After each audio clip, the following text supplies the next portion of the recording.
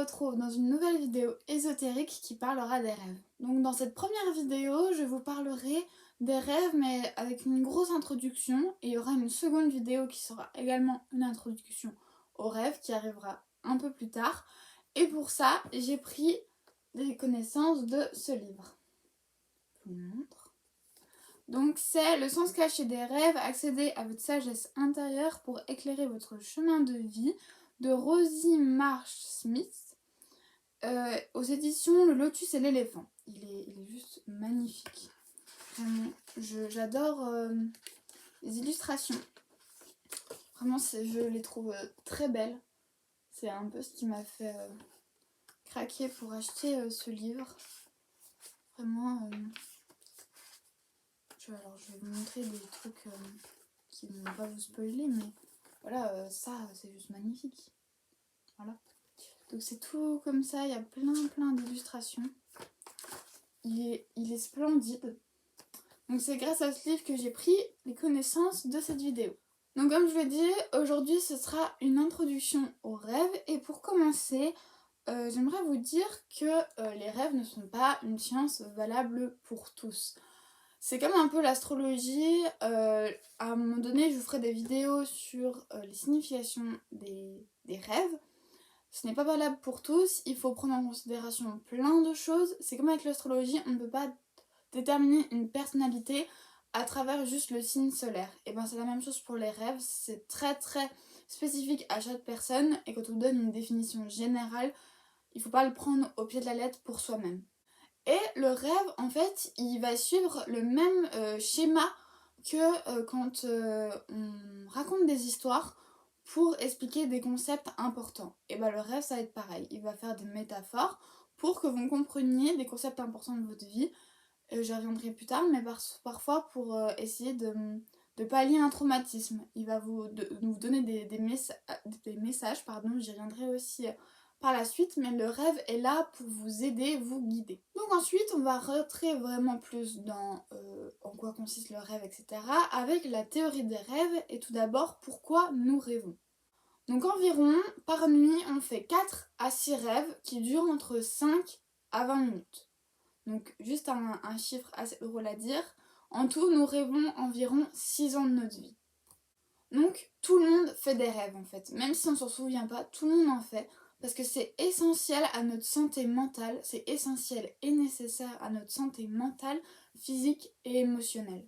En fait, le rêve, il va permettre de consolider la mémoire. Donc tout ce que vous avez appris dans la journée, tout ce qui s'est passé dans votre journée, il va permettre de consolider tout ça.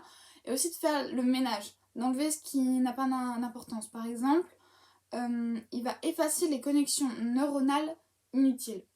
Donc, en fait, quand vous mettez des éléments dans votre mémoire, par exemple, je dis n'importe quoi, vous mettez un lapin en robe. Et ben en fait, vous allez avoir votre souvenir, votre élément du lapin en mémoire. Donc c'est une sorte de petite boule en gros.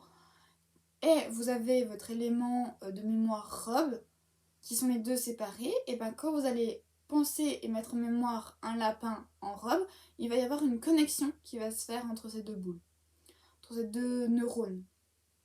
Donc en fait, les rêves et en tout cas le sommeil et parfois aussi les rêves permettent d'effacer les connexions que vous n'avez pas besoin. Par exemple, souvenir qu'un lapin porte une robe, je suis pas sûre que ce soit très nécessaire. Voilà. Ensuite, le rêve ou les rêves ont un lien avec l'inconscient collectif. Donc qu'est-ce que c'est que l'inconscient collectif? C'est une notion qui a été développée par Carl Gustav Jung, qui est un des disciples de Freud, qui a été pendant longtemps d'accord avec les théories que pouvait aborder Freud et à un moment donné s'est dissocié. Et l'inconscient collectif, pour lui, c'est quelque chose qui est vraiment en profondeur et que tout le monde a. C'est-à-dire que si vous faites partie d'une société, ou même, je suis pas sûre, je peux dire une bêtise, mais il me semble que tous les êtres humains, pour lui, ont un même inconscient de base.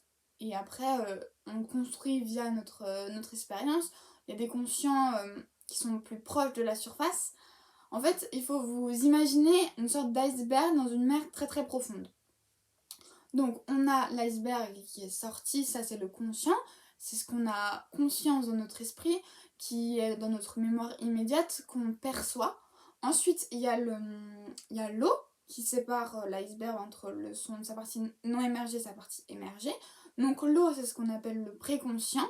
Ça c'est la première topique de Freud. Si vous voulez un jour je vous parlerai des topiques de Freud.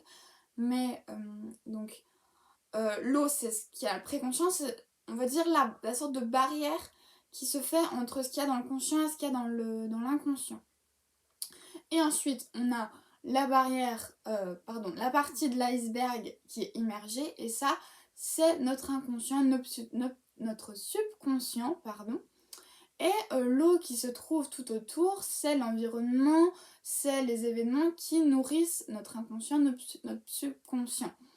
Donc, pour Carl Gustav Jung, l'inconscient collectif, c'est vraiment les tréfonds de la mer. C'est vraiment là où il fait tout noir, où on a les petits poissons avec leurs lanternes, là.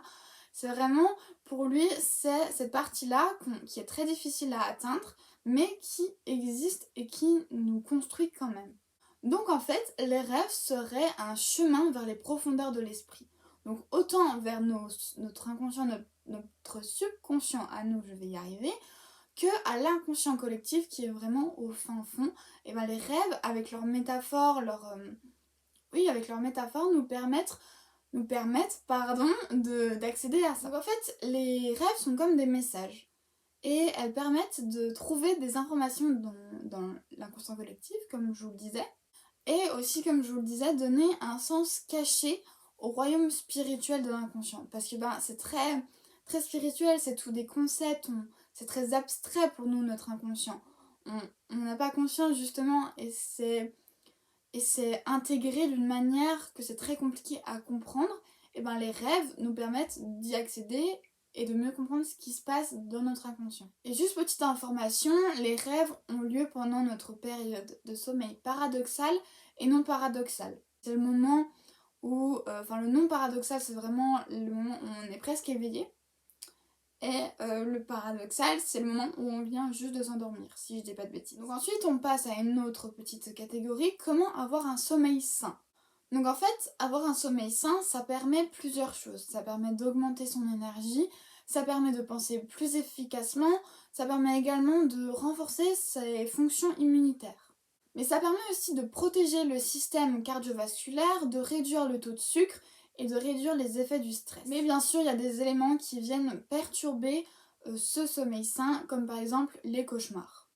Donc les cauchemars chez les enfants, ça permet de développer leur confiance en soi, parce qu'en fait dans leurs cauchemars, ils vont affronter des monstres, des créatures non réelles, du coup qu'ils ont facilement des capacités de vaincre, et du coup ils se disent quand même qu'ils ont vaincu quelque chose de mauvais, donc ça développe leur confiance en eux. Chez les adultes, les cauchemars sont induits par des événements réels. Donc par exemple, on a tout ce qui est trouble du stress post-traumatique, la dépression, la toxicomanie, mais aussi la schizophrénie qui peut rendre les rêves très troubles et très incompréhensibles. Ils peuvent aussi découler d'éléments qui affectent le sommeil, par exemple l'alcool, les somnifères et certains médicaments. Les cauchemars arrivent principalement dans la phase de sommeil non paradoxal. Ensuite, un autre élément qui peut perturber le sommeil sain, c'est les rêves récurrents. Parce qu'on a peur de les faire et du coup, on va développer du stress, de la peur, qui sont des éléments qui perturbent le sommeil. Et du coup, vu qu'on a ça, on dort moins. En tout cas, moins bien. Et qu'est-ce qu'un rêve récurrent ? Un rêve récurrent, c'est un rêve qui va se produire toutes les nuits, comme on le dit son nom. Mais ce rêve, il a un but. C'est quand le conscient n'a pas réussi à faire le travail nécessaire pour faire passer les traumatismes dans l'inconscient, donc les intérioriser. Donc en fait, quand le conscient n'arrive pas à faire ce travail, c'est l'inconscient qui prend le relais. Et comment l'inconscient arrive à faire ce travail ?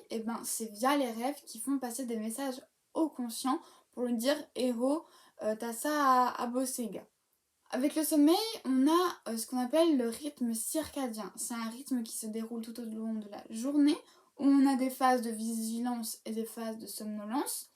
Et s'il est perturbé, ça peut engendrer des rêves très, très bizarres.